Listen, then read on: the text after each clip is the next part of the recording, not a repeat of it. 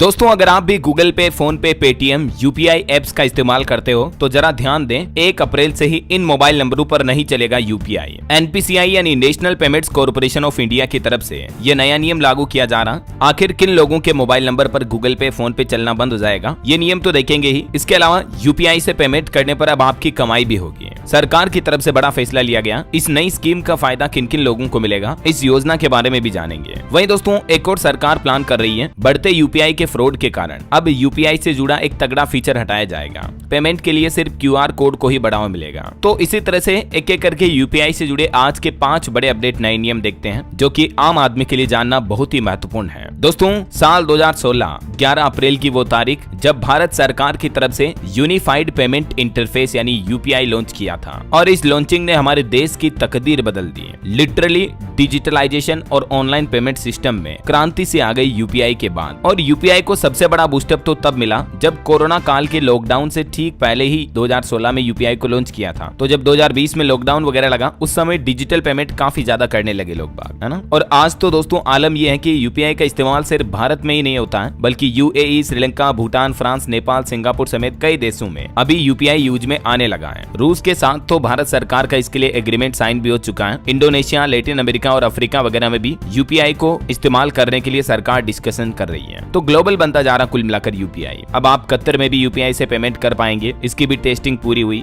और अभी हाल ही में तो भारत की यूपीआई सेवा को सिंगापुर में तकरीबन 12,000 से भी ज्यादा व्यापारियों ने अपनाने के लिए एक डील साझेदारी की है। एनपीसीआई इंटरनेशनल और सिंगापुर की हिट पे के बीच ये साझेदारी हुई है, जिससे वहां भारतीय पर्यटकों को भी क्यूआर कोड आधारित पेमेंट की सुविधा मिलेगी। ये सब बातें तो मैं आपको इसलिए बता रहा हूँ कि आपको यूपीआई की महत्वता समझ में आए कि आज जो हमें सुविधा मिल रही है ना, किसी को भी मोबाइल नंबर यूपीआई आईडी के जरिए या क्यूआर कोड के जरिए क्विक पेमेंट कर सकते हैं अपन। ये कोई छोटी मोटी चीज नहीं है। डिजिटलाइजेशन के क्षेत्र में भारत की एक बहुत बड़ी अच्छी उपलब्धि है ना। और यही वजह है कि दिनों दिन आए दिन सरकार और ज्यादा यूपीआई को बढ़ावा देने के लिए कुछ नए नियम, कानून, नई स्कीम, नई योजनाएं वगैरह लाती रहती है। एक योजना स्कीम के बारे में आज सुबह मैंने आपको डीएलएस न्यूज पर बताया था कि यूपीआई ट्रांजैक्शन करने के लिए अब इंसेंटिव स्कीम को भी केंद्र सरकार ने कैबिनेट बैठक में मंजूरी दे दी है। मतलब कि दोस्तों यूपीआई से लेन देन करने पर अब प्रोत्साहन राशि भी मिलेगी। अब समझिए किसको और कितनी राशि मिलेगी। तो यूपीआई इंसेंटिव स्कीम को सरकार ने 1 साल तक के लिए बढ़ा दिया है, और इसके तहत अगर कोई कारोबारी, व्यापारी, दुकानदार 2,000 रुपए या इससे ज्यादा का ट्रांजैक्शन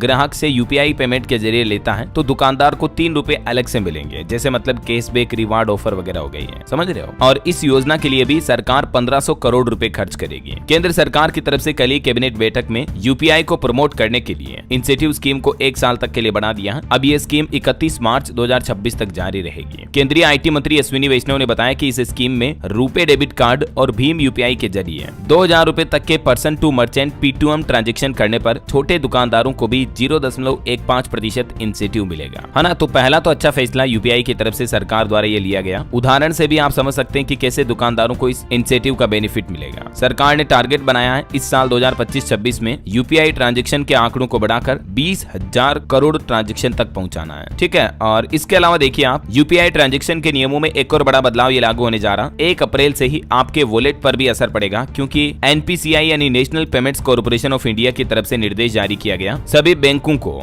इस निर्देश के मुताबिक बैंकों को अब उन सभी मोबाइल नंबर को अपने सिस्टम से हटाना होगा जो नंबर या तो बंद हो चुके हैं या तो फिर नए ग्राहकों को दोबारा असाइन किए जा चुके हैं। समझ रहे हो, मतलब ये बहुत ही बड़ी ब्लंडर मिस्टेक है आज यूपीआई के सिस्टम में। इस वजह से भविष्य में हमें बहुत बड़े बड़े फ्रॉड देखने को मिल सकते हैं। असल में बात ये है दोस्तों, होता क्या है कि कई बार हम क्या करते हैं, जैसे मान लीजिए 2 सिम कार्ड हमारे पास, दोनों को अलग अलग बैंक खाते में दोनों के नंबर वगैरह जुड़े हुए हैं, दोनों पे मैंने यूपीआई एक्टिवेट कर रखी है। अब दोनों में रिचार्ज करना थोड़ा महंगा पड़ रहा है, तो अपन क्या करते हैं, धीरे धीरे एक सिम कार्ड में रिचार्ज करना ही बंद कर देते हैं। फिर 3-4 महीने बाद वो सिम कार्ड ऑटोमेटिक बंद हो जाती है, टेलीकॉम कंपनी उसे बंद कर देती है। फिर क्या होता है, वो नंबर खाली हो जाते हैं। तो अब एक तो आपके नंबर बंद हो गए, ऊपर से वो नंबर अब किसी दूसरे व्यक्ति को भी अलॉट कर दिए जाएंगे, क्योंकि वो नंबर खाली हो गए। तो वो टेलीकॉम कंपनी उन नंबरों को दूसरे ग्राहकों को बेच देगी नए सिम कार्ड के रूप में। तो इससे होगा ये कि वो आदमी अगर चाहे तो जो मोबाइल नंबर आपके बैंक खाते में जुड़े हुए हैं लिंक्ड है या जिन पर आपकी यूपीआई एक्टिवेटेड है, तो उसके पास तो अब आसानी से ओटीपी वगैरह आ जाएंगे, कोई दिक्कत नहीं है। तो वो चाहे तो आपके साथ फ्रॉड भी कर सकता है अगर आपकी थोड़ी बहुत डिटेल उसको पता चल गई तो। अगर किसी तरह से उसने पता लगा लिया कि ये सिम कार्ड पहले किसके नाम पे था, उसके आधार कार्ड पैन कार्ड नंबर वगैरह क्या है, तो आसानी से आपके साथ फ्रॉड हो सकता है। तो इसी तरह के भविष्य के फ्रॉड की घटनाओं से बचने के लिए अब एनपीसीआई की तरफ से देश भर के बैंकों को निर्देश जारी किया गया। इस तरह के जो खाली मोबाइल नंबर होंगे या बंद पड़े मोबाइल नंबर होंगे उन पर अब कोई भी यूपीआई एक्टिवेट ही नहीं रहेगा, ताकि इस तरह के फ्रॉड होने के चांसेस ही ना रहे। समझ रहे हो। और इस नियम में यह महत्वपूर्ण आदेश दिया कि अब हर हफ्ता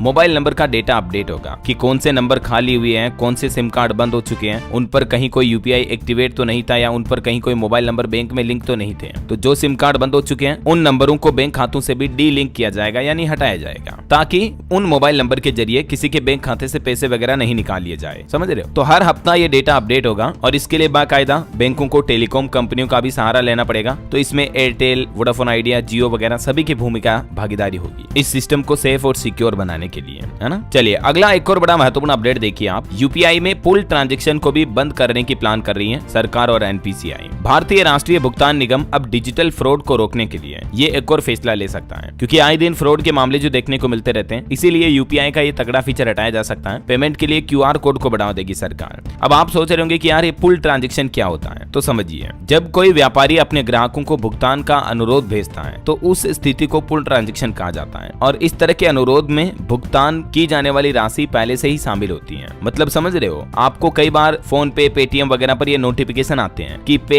4,500 रुपए, पे 1,700 रुपए, पे 2,000 रुपए, पहले से ही सामने वाले का नोटिफिकेशन आ जाता है। फिर आपको अमाउंट डालने की जरूरत नहीं पड़ती है, फिर डायरेक्टली आपको अपना यूपीआई पिन नंबर डालना है और वो ट्रांजैक्शन कंप्लीट हो जाता है, क्योंकि पैसा या तो दुकानदार ने ऑलरेडी भर के आपको दिया है। लेकिन इस तरह के सुविधा से आए दिन लोगों के साथ ऐसे फ्रॉड हो रहे हैं। पर्सनली बताऊं दोस्तों तो मुझे खुद इस तरह के कॉल आए हुए हैं, जिसमें लोगों को ये फंसाया जाता है कि आपके खाते में इतने रुपए जमा हो जाएंगे, आप अपना पिन डाल दो। अब लोगों को मैसेज आता है कि यार पे 3,000 रुपए, तो हाँ यार इसका मतलब ये तो आपके खाते में पे हो जाएंगे, तो हमारे खाते में जमा होंगे दिखते हैं। तो क्या करते हैं लोग बाग, तुरंत से पिन डाल देते हैं। अब इससे होता क्या, जो सामने वाले ने आपको ट्रांजैक्शन रिक्वेस्ट भेजी थी, जिसे पुल ट्रांजैक्शन कहा जाता है, वो ट्रांजैक्शन कंप्लीट हो गया जैसे आपने पिन डाला तो, और वो जो 3,000 रुपए जो आप सोच रहे थे कि वो आपके खाते में जमा होंगे, उल्टे आपके खाते से निकलकर सामने वाले पुल ट्रांजैक्शन की रिक्वेस्ट वाले बंदे के पास चले जाते हैं। फिर चाहे वो ऑनलाइन शॉपिंग की रिक्वेस्ट हो या कई अन्य तरह की रिक्वेस्ट हो सकती है। तो इस तरह के फीचर को भी या तो बंद किया जाएगा या इसे ज्यादा सिक्योर करने के लिए कुछ नए प्लान किए जा रहे हैं। ठीक है।